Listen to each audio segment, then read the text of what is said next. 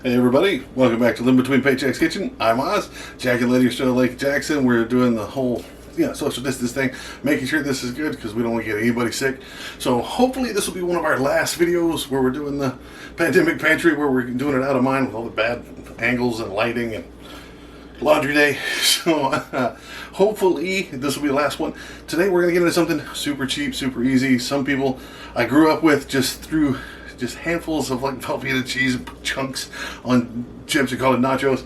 This is a little better. It's not authentic. It's as broken as white guy as you can in Texas, but this is an easy way to make tacos nachos. Let's do this.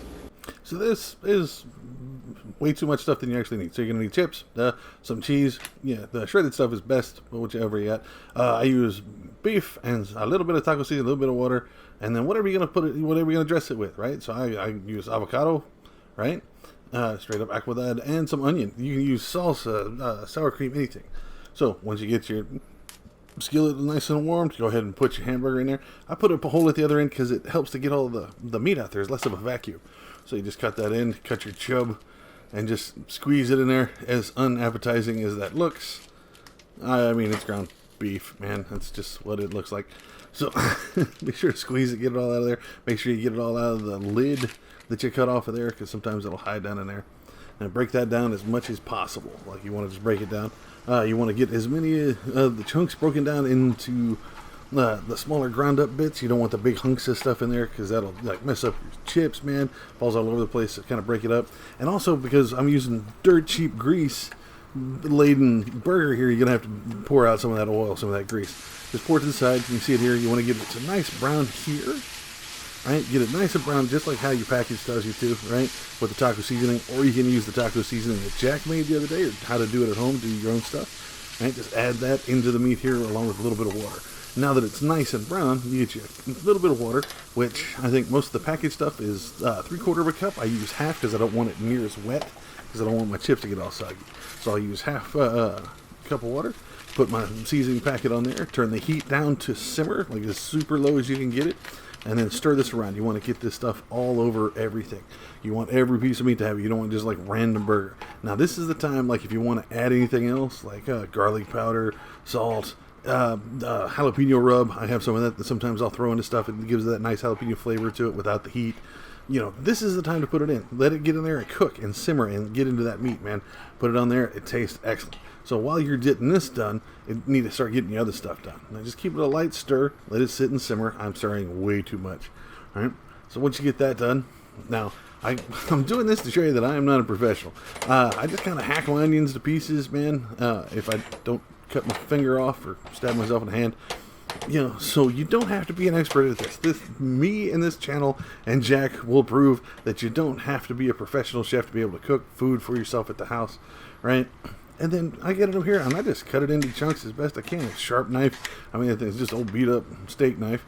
Just hack it and slash it, right? It doesn't have to be best. It looks great. The first bite is with the eye, sure, but it doesn't have to be perfect to taste great. Right, so just cut it up to as small pieces as you can. Avocado, we've done this before. Make a single cut all the way around, right, and it's from one side to the other. Whoop. And then take it and twist. Blink. It'll keep that seed on one side, and you want to get the seed out. You just stab it with a knife, and it'll pull out.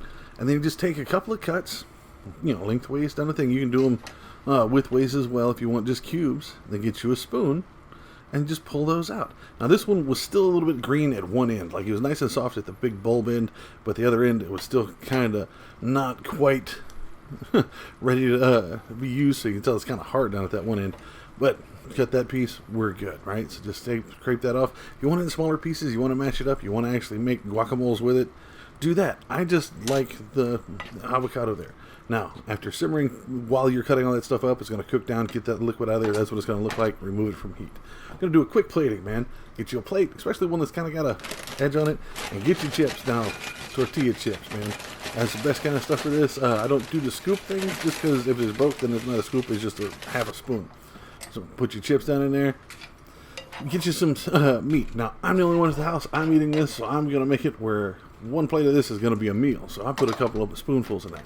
If you got more people spread it out, do it that way. Cheese right on top, right? You want to do it that way. I mean, this isn't like at the ball field where it's just like a ladle full of melted cheese on top of some chips.